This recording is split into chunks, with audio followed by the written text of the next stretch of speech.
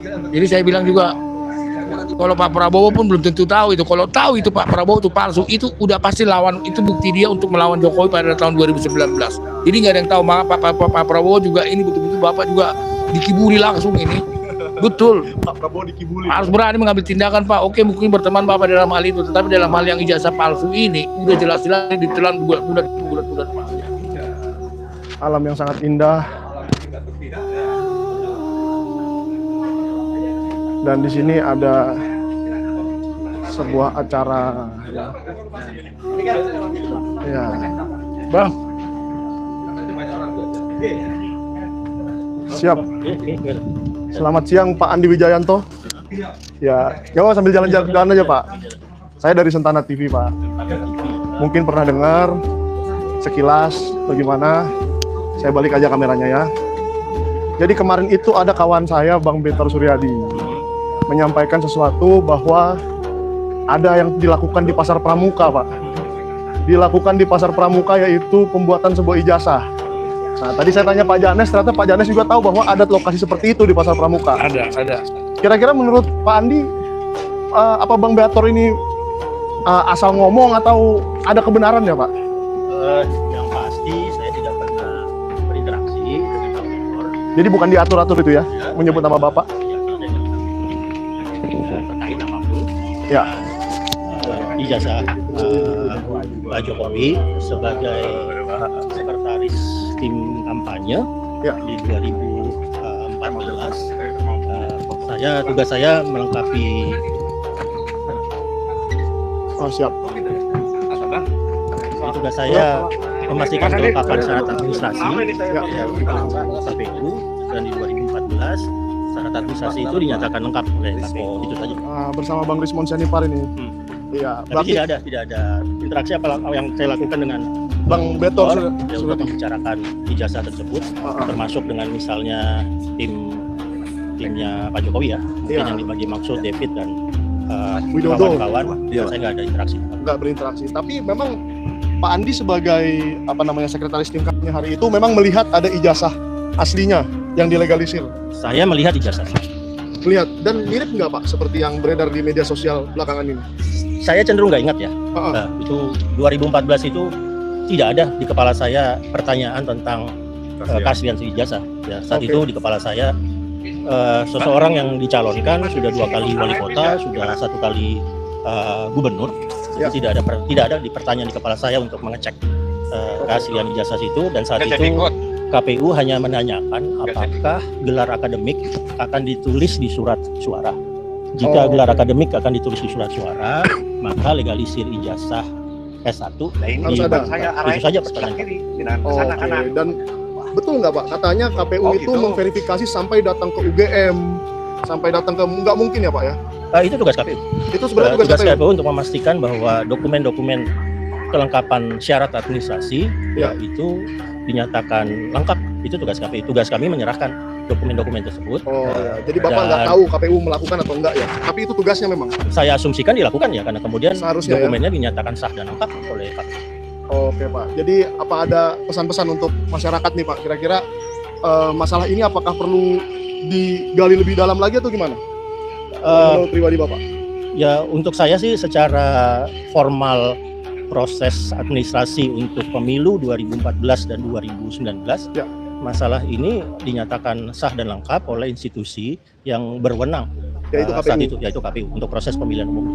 Oke, tapi kalau masyarakat masih bertanya Ya kalau ada cara lain yang ingin diambil oleh masyarakat tentang itu ya silakan saja. Tapi silakan saja. fungsi saya terutama di pemilu 2014, di Pilpres 2014 ya tuntas ketika dokumennya diberikan ke KPU dan kemudian KPU menyatakan calon kami Jokowi dan JK itu sudah menyerahkan secara lengkap semua dokumen administrasi.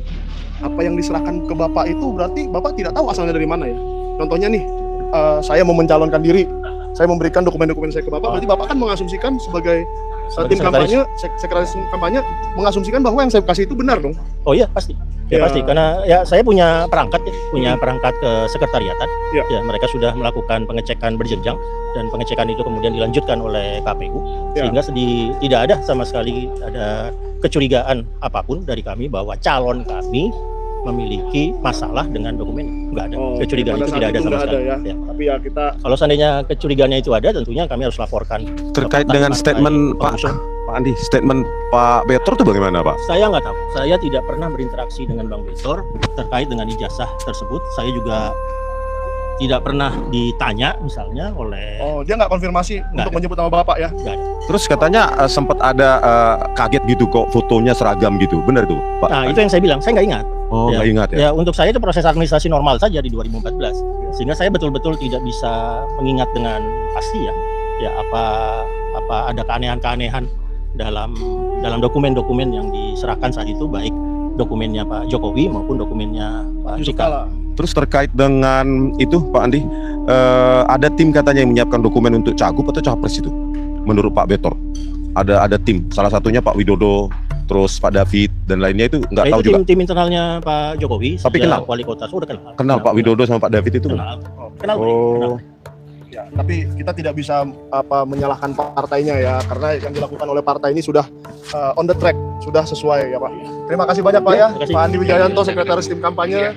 Nah, Pak Andi Wijayanto tadi itu adalah perwakilan dari Partai PDIP, yaitu partainya Pak Jokowi saat dia mencalonkan diri di 2014 dan 2019.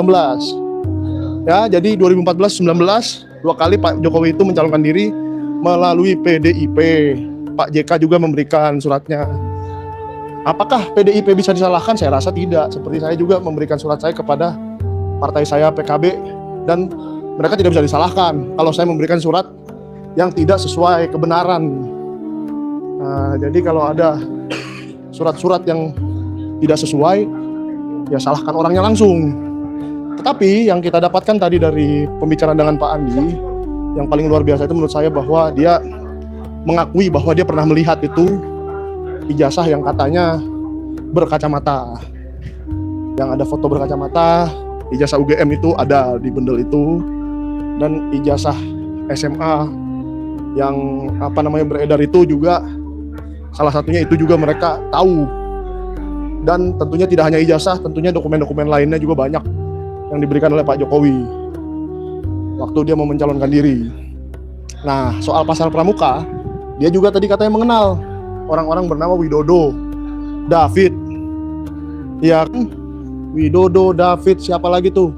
Seperti dikatakan Pak Betor. Dan uniknya Pak Andi Wijayanto merasa tidak berkoordinasi dengan Bang Betor sampai sampai Bang Betor bisa memberikan statement seperti itu. Jadi kan ini memang mungkin Bang Betor sendiri yang sudah muak melihat semua drama ini kan gitu. Dia muak melihat drama ini dan dia berikan apa yang dia tahu. Ternyata kita konfirmasi ke Pak Andi, memang beliau pernah lihat ijazahnya yang seperti itu. Begitu loh, dia tahu, dia pernah lihat ijazah itu seperti itu. Dan dia tidak tahu sebenarnya dari mana ijazah itu berasal. Tadi saya sudah tanyakan juga ya, jadi lengkap tuh pertanyaan saya. Dia tidak tahu ijazah itu berasal dari mana karena Pak Jokowi sendiri yang memberikan kepada sekretariat kampanye PDIP. Itu salah satunya partainya PDIP. Waktu itu pengusungnya Pak Jokowi banyak, bukan PDIP saja ya. Seingat saya Nasdem. Dan tentu lawannya di saat itu adalah Pak Prabowo Subianto, presiden sekarang.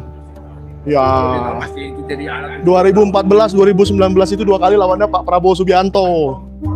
Jadi kita jangan lupa loh, jangan sekali-kali melupakan sejarah jas merah. Nah, gimana Pak Janes? Ada komentar lagi nggak?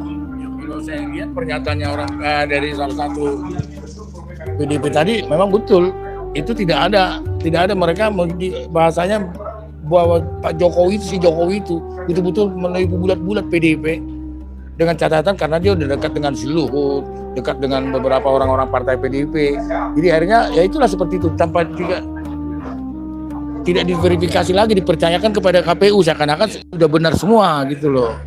Jadi saya bilang juga, kalau Pak Prabowo pun belum tentu tahu itu. Kalau tahu itu Pak Prabowo itu palsu, itu udah pasti lawan, itu bukti dia untuk melawan Jokowi pada tahun 2019.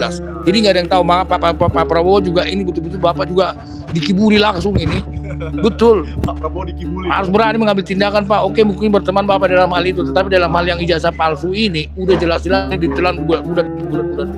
Oke, jadi